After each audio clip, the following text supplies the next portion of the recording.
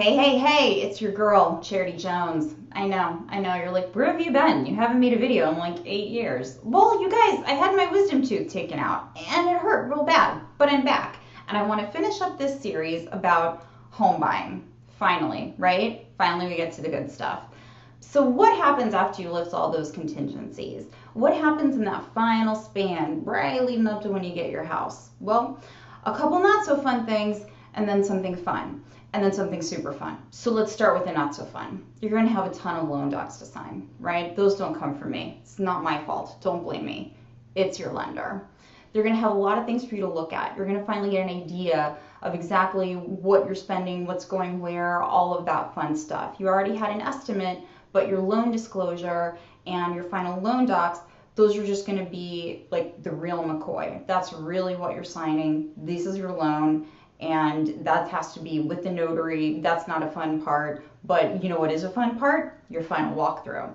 Your final walkthrough will happen about 3 to 5 days before we actually close on your house. So before the close of escrow.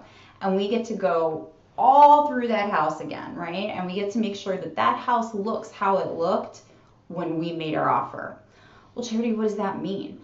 That means that, like, heaven forbid something terrible happened, like their water heater exploded since the last time we've been there, or I don't know, grandma fell through the ceiling, whatever. I mean, we want to make sure that that house looks how it looked when we made the offer.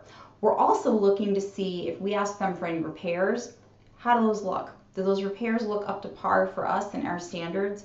These are all things we're looking at in the final walkthrough. So they call it a verification of property. We're just verifying that the property looks like it did when we made our purchase.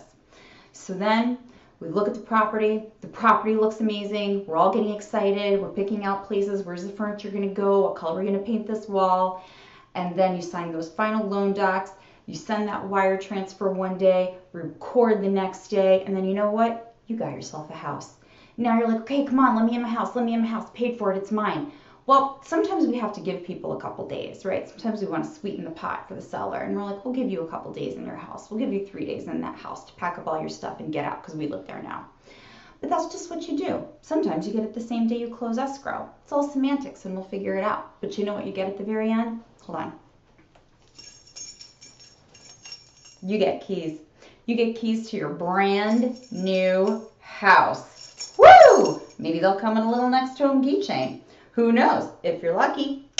And then you can have all your friends over and brag about your amazing realtor, your amazing experience, how you bought a house like a real grown-up.